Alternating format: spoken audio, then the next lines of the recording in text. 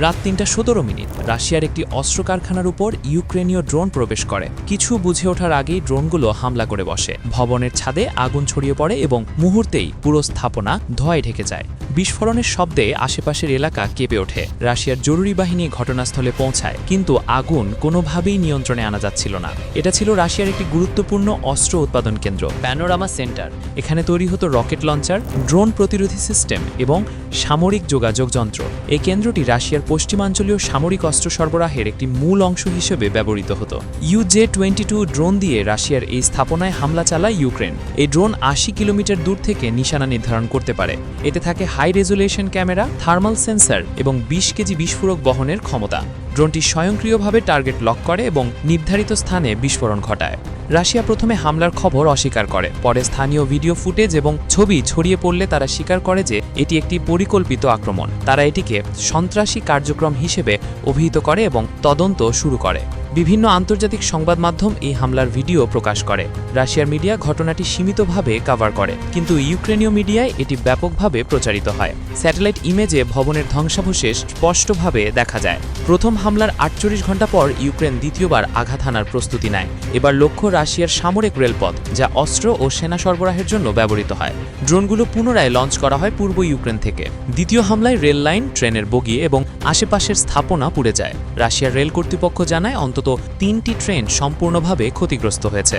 এই হামলার পরপরই রেলপথে নিরাপত্তা জোরদার করে রাশিয়া। ড্রোন প্রতিরোধী সিস্টেম স্থাপন করা হয়। রাশিয়ার গোয়েন্দা বিভাগ হামলার উৎস শনাক্ত করার কাজ চালিয়ে যায়। তারা দাবি করে হামলায় পশ্চিমাদের অস্ত্র ব্যবহৃত হয়েছে। ইউক্রেন আবার তৃতীয়বার আঘাত হানে একটি জ্বালানি ডিপোতে। এই ডিপোটি রাশিয়ার সামরিক যানবাহনের জন্য জ্বালানি সরবরাহ করত। বিস্ফোরণে ডিপোর বেশিরভাগ অংশ ধ্বংস হয়ে যায়। ডিপোর ধ্বংসের পর স্থানীয় প্রশাসন এলাকা খালি করে। ফায়ার সার্ভিস আগুন নিয়ন্ত্রণে আনে ৬ ঘণ্টা পর। রাশিয়া জানায় এই হামলার ফলে সাময়িকভাবে জ্বালানি সরবরাহ বন্ধ থাকে। রাশিয়া তাদের সামরিক সরঞ্জাম গোপন জায়গায় সরিয়ে নেয়। অস্ত্র উৎপাদন কেন্দ্রগুলোকে আরও গভীরে স্থানান্তর করা হয়। রেলপথের পরিবর্তে সড়ক পথে মালামাল সরবরাহ শুরু হয়। ড্রোন প্রতিরোধী মোবাইল ইউনিট মোতায়েন করা হয় বিভিন্ন অঞ্চলে। ইউক্রেন আবার চতুর্থবার আঘাত হানে একটি রাশিয়ান কমান্ড সেন্টারে। এই সেন্টারটি সামরিক পরিকল্পনা এবং যোগাযোগের জন্য ব্যবহৃত হতো। হামলায় ভবনের এক পাশ ধ্বংস হয় এবং যোগাযোগ ব্যবস্থা ভেঙে পড়ে।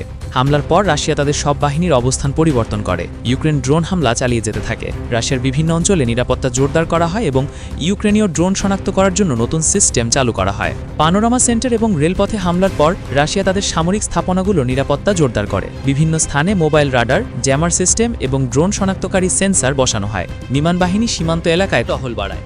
রাশিয়া অস্ত্র উৎপাদন কেন্দ্রগুলোকে আরও গভীরে স্থানান্তর করে। সীমান্তবর্তী অঞ্চলে সরবরাহ কমিয়ে দেওয়া হয়। রেলপথের পরিবর্তে সড়ক পথে মালামাল সরবরাহ শুরু হয়। হামলার পরপরই রাশিয়া বিকল্প যোগাযোগ ব্যবস্থা চালু করে। স্যাটেলাইট লিঙ্ক ব্যবহার করে সামরিক ইউনিটগুলোর সাথে যোগাযোগ করা হয়। আশ্চর্যের বিষয়, ইউক্রেন একের পর এক হামলা চালিয়ে রাশিয়ার গুরুত্বপূর্ণ স্থাপনাগুলো ধ্বংস করেছে, কিন্তু রাশিয়া সাথে সাথে কোনো পাল্টা আক্রমণ করেনি। আন্তর্জাতিক পর্যবেক্ষকরা হামলার ফলাফল বিশ্লেষণ করে। বিভিন্ন মিডিয়া রাশিয়ার ক্ষয়ক্ষতির পরিমাণ তুলে ধরে। ইউক্রেনীয় সেনাবাহিনী হামলার ভিডিও প্রকাশ করে, যেখানে ড্রোনের ফ্লাইট পাথ, বিস্ফোরণের মুহূর্ত এবং ধ্বংসাবশেষ স্পষ্টভাবে দেখা যায়। অবাক করা বিষয় হলো, ইউক্রেন এত ছোট দেশ হয়েও যেভাবে রাশিয়ার সাথে এখনও লড়াই করে যাচ্ছে, তাতে বোঝা যায় শুধু বড় দেশ হলেই যুদ্ধক্ষেত্রে বিজয়লাভ করা যায় না।